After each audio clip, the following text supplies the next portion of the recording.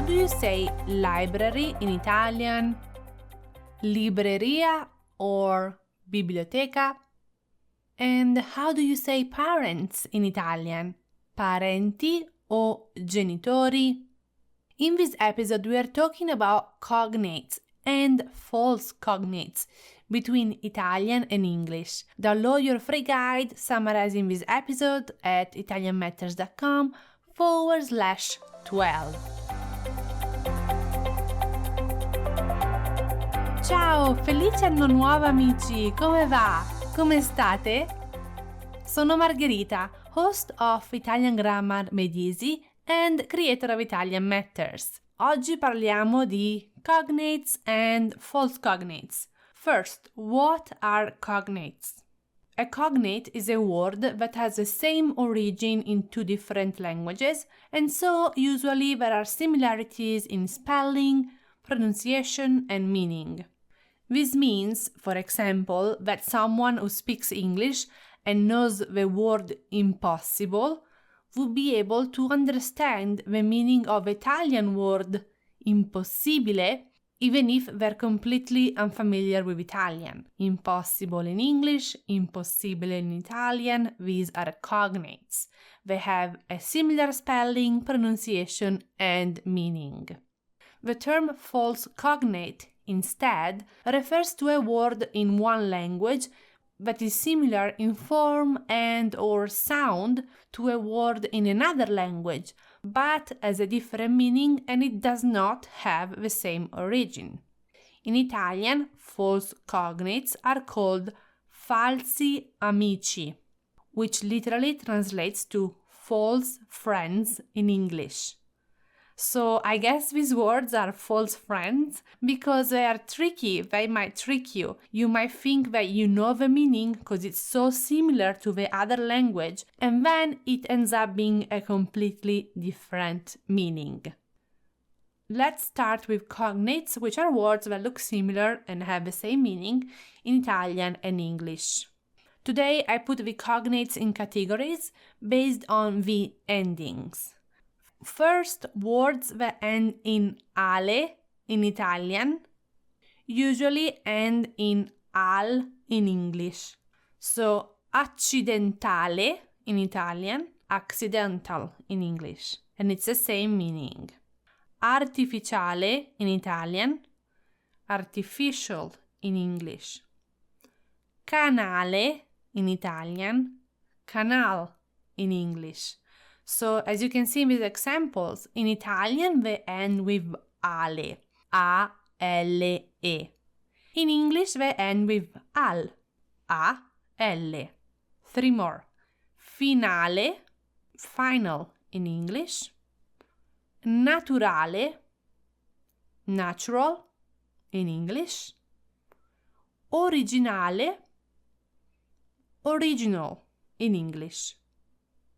The next category is about words that end in bile in Italian, B-I-L-E, and in English they end in ble, B-L-E. So again, these words are cognates and you can look at the endings and get that same meaning. So for example, in Italian, adorabile, it's adorable in English. Impossibile, impossible. Miserabile, miserable. Terribile, terrible. Stabile, stable. Responsabile, responsible. So look, we already saw 12 words that are so close between Italian and English. And that will make it so much easier for you to learn these words and to learn the Italian language. The next group is about Italian words that end in mente and in English end with li, L-Y. Probabilmente. Can you guess the translation in English? Probably. Direttamente. Again, these words end in mente in Italian and the L and Y in English. So, direttamente, directly, generalmente, generally. You're probably repeating this, right? You know the answer here. Naturalmente, naturally, rapidamente, rapidly, semplicemente, simply. Then there are Italian words that end in ta, the T and the A with an accent, and in English these usually end with the T and the Y, or Y in Italian. So abilità, ability, città, city, felicità, felicity, pubblicità, publicity, qualità, quality, università, university. And then the last group. Usually Italian cognates that end in zione will end in English with tion, T-I-O-N. For example, situazione, situation. Attenzione, now you tell me the meaning. In English, attention. Celebrazione, the cognate ends in tion. Celebration. Organizzazione, you tell me. Organization. Popolazione, population. And the last one, reazione. What do you think? It has to end in tion. Reaction. See? Facili. So we saw already 30 words, 30 parole, that are so similar between Italian and English, and that makes it easy for you for when, for example, you're reading an Italian text or you are listening to an Italian song. These words are cognate, so they look similar or they sound similar between Italian and English, and they have the same meaning. Now to the famous or infamous false cognates, falsi amici. There isn't really a way to categorize these by the endings like we did with the cognates, so let's see the verbs first and the noun next. Just as a reminder, false cognates are words that look similar between languages, but they have a different meaning, so they trick you. You might think that you're saying something, but in reality you're saying something else. Let's look at 5 verbs. Annoiare. So when you hear this word, you might think, in English it probably means to annoy. No, that's incorrect. Annoiare in English translates to bore. So for example, they are boring her, right? Annoiare, to bore. If you want to describe something annoying in Italian instead, you should use the verbs irritare or dare fastidio. Next verb, attendere. So attendere sounds similar to attend in English, right? But the meaning is not to attend. The meaning is to wait. To wait. So for example, if I say l'ho atteso per mezz'ora, the translation would not be I attended him for half an hour. It would be instead I waited for him for half an hour. So attendere in Italian translates to wait in English. If you want to say to attend in Italian, then you need to use the verb partecipare or assistere. Next verb, confrontare. Confrontare sounds like in English it would be confront, to confront somebody. No, confrontare in English translates to compare, comparing thing, confrontare. If instead you want to say to confront, so confronting someone about something, use the verb affrontare. Affrontare. Ottimo. The next verb is domandare.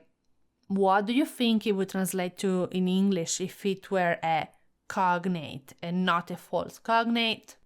It sounds like to demand, domandare, to demand.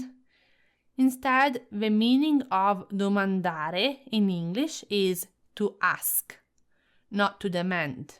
If instead you want to use the verb demand, in Italian you can use the verb richiedere or pretendere. So for example, he demanded better pay. Ha richiesto una paga migliore. Now to the last verb, pretendere. This was a problem for me, especially in the early days when I was learning English. I always translated pretendere with pretend in English. I mean, they're so similar, pretendere, pretend. But pretendere, the translation in English is to expect, while pretend, the English verb pretend, translates to fare finta, fingere. So for example, if I say hanno preteso che li aiutassi, they expected that I helped them. So hanno preteso translates with expected and not with pretended. Sì? Ottimo. Ora vediamo le parole. Let's look at 10 words that look similar in English, sound similar in English, but they have different meanings. So be careful with these false friends, falsi amici, or better, false cognates. Argomento, it does not mean argument, but instead it means topic, subject.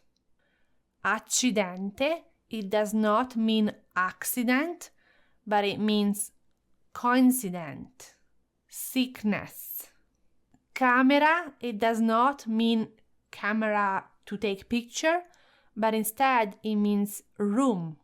Educazione, it does not mean education, it means good manners, upbringing in Italian.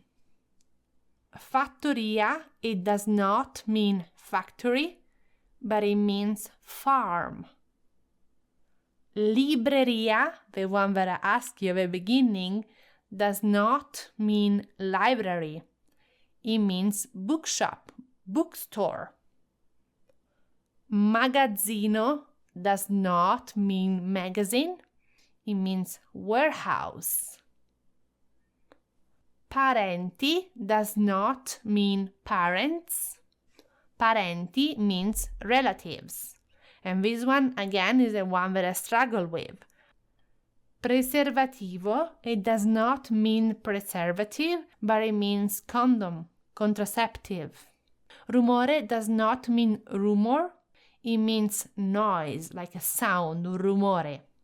Stampa does not mean stamp, instead it means press, print. So these are 10 words that look and sound similar in English but have different meanings. If you go at italianmatters.com/12, you will find a guide summarizing all these words with the meaning that you might think they have, but with the actual meaning that these words have. Also, at the same link, you can take a quiz just to see if you remember these cognates and false cognates. Bene, grazie mille di essere stati qui con me oggi. Ci vediamo la settimana prossima. Ciao ciao!